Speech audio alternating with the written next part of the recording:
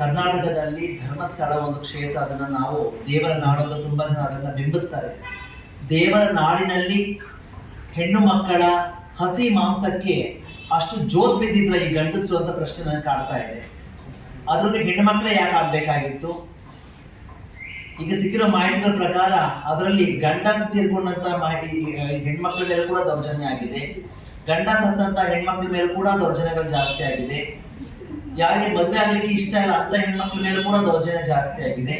ಹೆಚ್ಚಾಗಿ ವಯಸ್ಕರ ಹೆಣ್ಣು ಮಕ್ಕಳ ಮೇಲೆ ದೌರ್ಜನ್ಯ ನಿರಂತರವಾಗಿ ನಡ್ಕೊಳ್ತಾ ಹೋಗ್ತಾ ಇರೋದನ್ನ ನಾವು ಕಿವಿಯಾರ ಕೇಳಿದ್ದೀವಿ ಮತ್ತು ಮಾಧ್ಯಮದ ಮೂಲಕ ತಿಳ್ಕೊಂಡಿದ್ದೀವಿ. ಇದಕ್ಕೆ ನಮ್ದು ಧಿಕ್ಕಾರ ಇದ್ದೇ ಇರ್ತದೆ. ಈ ಪಿತೃ ಪ್ರಧಾನ ವ್ಯವಸ್ಥೆ ನಾವೇನ್ ಮಾತಾಡ್ತಾ ಇದ್ದೇವೆ, ದೇವರ ಹೆಸರಲ್ಲಿ, ಆ ದೇವರ ನಾಡ ಹೆಸರಲ್ಲಿ, ಧರ್ಮದ ಹೆಸರಲ್ಲಿ ಆಗ್ತಿರುವಂತಹ ಹೆಣ್ಣು ಮಕ್ಕಳ ಮೇಲೆ ಈ ಹಿಂಸೆ ಮತ್ತು ದೌರ್ಜನ್ಯ ಒಪ್ಪಲಿಕ್ಕೆ ಸಾಧ್ಯವೇ ಇಲ್ಲ. ಈಗೇನ್ ವಿಮಲಾ ಹೇಳಿದ್ದಾರೆ, ಅನುಚ್ಛೇದ ಮತ್ತು ನಮ್ಮ ಇವರು ಸೌಮ್ಯ ಅವರು ಹಿಂದೆ ಸರಿಯುವಂತ ಇದು ಬರ್ತಾ ಇದೆ. ಯಾವುದೇ ಕಾರಣಕ್ಕೂ ಕರ್ನಾಟಕ ಸರ್ಕಾರದಲ್ಲಿ ಸರ್ವ ಜನಾಂಗದ ಶಾಂತಿಯ ತೋಟದ ಅಡಿಯಲ್ಲಿ ಬಂದಿರುವ ಸರ್ಕಾರದ ನೇತೃತ್ವದಲ್ಲಿ ಇವತ್ತೇನು SIT ರಚನೆ ಆಗಿದೆಯೋ ಅದನ್ನು ನಾವು ಕರ್ನಾಟಕ ಸರ್ಕಾರಕ್ಕೆ ಅಭಿನಂದಿಸ್ತೇವೆ. ಆದ್ರೆ ಪೊಲೀಸ್ ಅಧಿಕಾರಿಗಳಿಗೆ ಯಾವುದೇ ನಿಮ್ಗೆ ಒತ್ತಡ ಇದ್ರು ದಯವಿಟ್ಟು ನಿಮ್ಮ ಮನೆ ಹೆಣ್ಣು ಮಕ್ಕಳ ಮೇಲೆ ದೌರ್ಜನ್ಯ ಆಗಿದೆ ಅಂತ ಅನ್ಕೊಂಡೇ ನೀವು ಇದರಲ್ಲಿ ಭಾಗ ಆಗಬೇಕು. ಅದನ್ನ ಸತ್ಯಾಸತ್ಯತೆ ನಾವು ಗಂಭೀರವಾಗಿ ತೆಗೆದುಕೊಂಡು ಆಚೆ ಬರಬೇಕು ಅಂತ ನಾವು ಕೇಳ್ತಾ ಇದ್ದೀವಿ. ಆದ್ರೆ ತುಂಬಾ ಈ ಹೋರಾಟಗಾರ ಮಾಡ್ತಾನೆ ಇರ್ತೀವಿ. ಈಗ ವ್ಯವಸ್ಥೆ ಹೇಗಾಗಿದೆ ಅಂತಂದ್ರೆ, ನೀನು ಶ್ರೀಮಂತರ ನಿನ್ಗೆ ಕಾನೂನೇ ಇಲ್ಲ, ಬಿಕಾಸ್ ಕಾನೂನು ವಾಪಸ್ ಅದನ್ನ ಕೊಂಡ್ಕೊಂಡು ಮಾಡ್ಕೋಬಹುದು ಅಂತ ಆ ವ್ಯವಸ್ಥೆ ನಾವು ತುಂಬಾ ಚರ್ಚೆಗಳನ್ನ ನಾವು ಇಲ್ಲಿ ನೋಡ್ತಾ ಇದ್ದೇವೆ. ಆಗಿರುವಂತ ಗಣಗೋರ ಪರಿಸ್ಥಿತಿಯಲ್ಲಿ ಧ್ವನಿ ಇಲ್ಲದ ಸಮುದಾಯಗಳನ್ನ ನಾವಾಗಿರ್ಬೇಕಾದ್ರೆ, ಎಸ್ಪೆಷಲಿ ಧರ್ಮದ ಹೆಸರಲ್ಲಿ, ದೇವರ ಹೆಸರಲ್ಲಿ ಆ ಹೆಣ್ಮಕ್ಳ ಮೇಲೆ ದೌರ್ಜನ್ಯಗಳು ನಡೀತಾ ಇದ್ದಾವೋ, ಇದನ್ನ ಒಬ್ಬರು ಸಹಸ್ರ ನಾಗರಿಕ ಚಳವಳಿಗಳ ಹೋರಾಟಗಾರ ಆಗಿ ಒಪ್ಪಲಿಕ್ಕೆ ಸಾಧ್ಯ ಇಲ್ಲ. ನಮ್ಮ ಪ್ರಶ್ನೆ ಇದೆ, ಈ ಮೂಲಭೂತವಾಗಿ ಗಂಡಸರ ಮೇಲೆ ಏನಪ್ಪಾ ಪ್ರಶ್ನೆ ಅಂತಂದ್ರೆ, ನೀವು ಆ ಹೆಣ್ಣು ಮಕ್ಕಳ ಮೇಲೆ ಒಪ್ಪಿಗೆ ಇದ್ದು ಮಾಡಿದ್ರು, ಒಪ್ಪಿಗೆ ಇಲ್ಲದೆ ಮಾಡಿದ್ರು, ಅದಕ್ಕೆ ಅನ್ಕನ್ಸೆನ್ಶುವಲ್ ಆಗಿತ್ತು ಇಲ್ಲ ವಿತೌಟ್ ಕನ್ಸೆಂಟಿಂಗ್ ಸೆಕ್ಸ್ ಆಗಿತ್ತು, ಅದೆಲ್ಲ ಬೇರೆ ಮಾತಾದ್ರೂ ಕೂಡ ಆ ಹೆಣ್ಮಕ್ಳ ಜೊತೆ ಮಲಗಬೇಕಾದ್ರೆ ಈಗ ಒಪ್ಪಿಗೆ ಮಾಡುವ ಸೆಕ್ಸ್ಗೆ ಯಾರಿಗೂ ಅಭ್ಯಂತರ ಇಲ್ಲ. ಒಪ್ಪಿಗೆ ಇದ್ರಂತ ಮಾಡಿದ್ರೆ ಬಲಾತ್ಕಾರ ಅಂದ್ರೆ ನಾವು ನೋಡ್ಬೇಕಾಗ್ತದೆ. ನಿಮಗೆ ಆ ಕ್ಷಣದಲ್ಲಿ ನಿಮ್ಮ ಮನೆಯವರು ನಿಮ್ಗೆ ನೆನಪು ಬರಲಿಲ್ಲ ಅಂತ ಪ್ರಶ್ನೆ.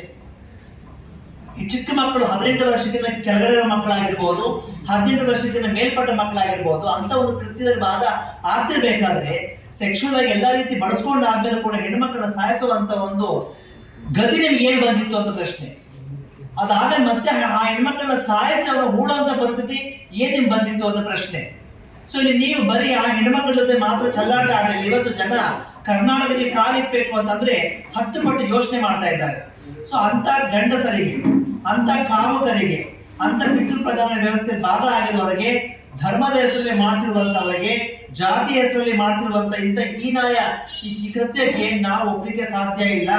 ಸೊ ನಾವು ಏನ್ ಕೇಳ್ಕೊಳ್ತೀವಿ ಅಂತಂದ್ರೆ, ಕರ್ನಾಟಕ ಸರ್ಕಾರವನ್ನ, ಮುಖ್ಯಮಂತ್ರಿಗಳನ್ನ ಮತ್ತು ನಮ್ಮ ಹೋಮ್ ಮಿನಿಸ್ಟರ್ನ ಮತ್ತು ಡೆಪ್ಯೂಟಿ ಚೀಫ್ ಮಿನಿಸ್ಟರ್ನ ಏನ್ SIT ರಚನೆ ಮಾಡಿದ್ದೀರಿ ಅದು ಪರಿಣಾಮಕಾರಿಯಾಗಿ ಯಾವುದೇ ರೀತಿಯಾದ ಇನ್ಫ್ಲೂಯೆನ್ಸ್ ಇಲ್ದಿರಾ ಅದು ತನ್ನ ಕೆಲಸವನ್ನ ತಾನು ಮಾಡೋದಕ್ಕೆ ಎಲ್ಲಾ ಸರ್ಕಾರ ಸಪೋರ್ಟ್ ಅವ್ರಿಗೆ ಕೊಡಬೇಕು ಅಂತ ನಾವು ಕೇಳ್ತಾ ಇದ್ದೀವಿ. ಒಂದು.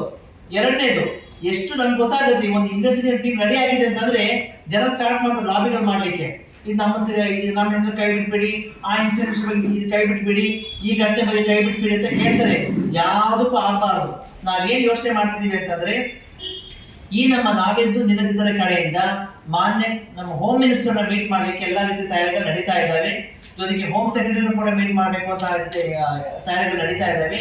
ಜೊತೆಗೆ ಇವರು ಚೀಫ್ ಮಿನಿಸ್ಟರ್ ಮೀಟ್ ಮಾಡ್ಬೇಕು ಅಂತ ತಯಾರಿಗಳು ನಡೀತಾ ಇದೆ. ಮತ್ತೆ DGP ನಾವು ಮೀಟ್ ಮಾಡ್ಬೇಕು ಅಂತ ಅನ್ಕೊಳ್ತಾ ಆಗ್ತಾ ಇದೆ. ಜೊತೆಗೆ ನಮ್ಮ SIT ಮುಖ್ಯಸ್ಥರು ಯಾರಿದ್ದಾರಲ್ಲ ಅವ್ರನ್ನೂ ಕೂಡ ಮೀಟ್ ಮಾಡ್ಬೇಕು ಅಂತ ನಾವು ಹೋಗಿ ಮೀಟ್ ಮಾಡಿ ಅವ್ರಿಗೆ ಹೇಳ್ತೀವಿ, ಇದು ಒಂದು ಸರ್ಕಾರದ ವಿಚಾರ ಅಲ್ಲ, ಇದು ಹೆಣ್ಣು ಮಕ್ಕಳ ಭವಿಷ್ಯದ ವಿಚಾರ.